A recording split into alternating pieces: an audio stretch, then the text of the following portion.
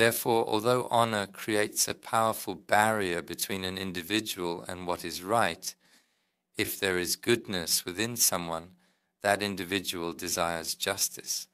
I long for the truth and righteousness, regardless of the consequences, even if it entails forfeiting the worth bestowed upon me by church priests who have consistently been portrayed as truthful in my place of birth and upbringing, as well as by familiar individuals or even my own parents, if what I have learned from them proves to be incorrect upon my realization. It contains all the things a person earns in their lifetime. It is not only about charisma or something that sticks to a person's true self. When he returns to this world, he starts a new life from scratch. A place where everyone from his previous life erased him from their phones, erased him from friendship, conversation, friendship, everything, and consequently diminished his self-esteem to nothing. Among the people are those who sell themselves seeking Allah's pleasure. The Almighty said, there are people who sell themselves, sell their existence, sell everything they have, all in pursuit of Allah's pleasure. Seek the approval of Allah as long as he perceives that it is correct. When he perceives that it is correct, to submit to him, to attach oneself to him, to sacrifice everything for his sake, even one's own dignity in that moment, the dignity that has been promised to him in his community.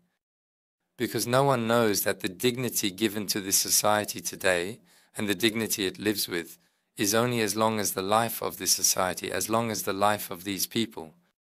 In 100 years, with a generation change, neither they nor I will be known, none will remain, none will be alive. To be respected in the sight of Allah Azza wa Jalla, to gain value in the sight of the Almighty, the way is in the noble verse we read, فَلِلْوِ الْعَزَوْءُ جَمِيعًا إِلَيْهِ يَسْعَدُ الْكَالِمُ الْتَوِّبُ. This word praises Allah Azza wa Jalla. As if the word ascends on its own, it mourns.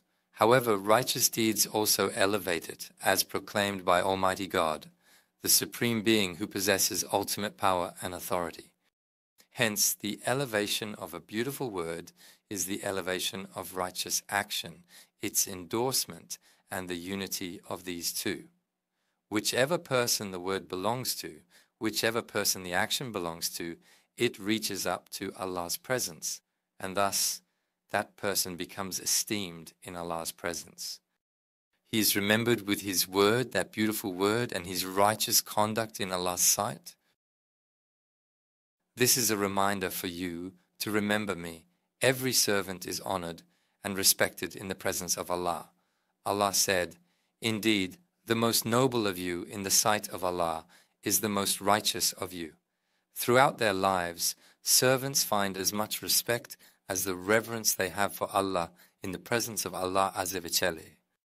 Our reputation and value as women in the eyes of Allah are directly proportional to the respect that we have for the Almighty.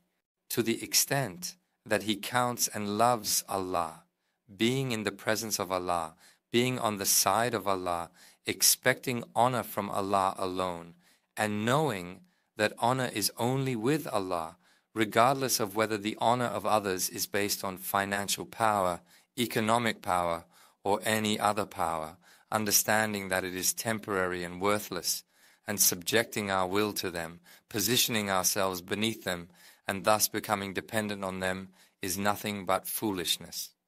This understanding helps us avoid the pitfalls of seeking temporary and empty honors from sources that ultimately hold no true value. The situation of the hypocrites in the presence of God.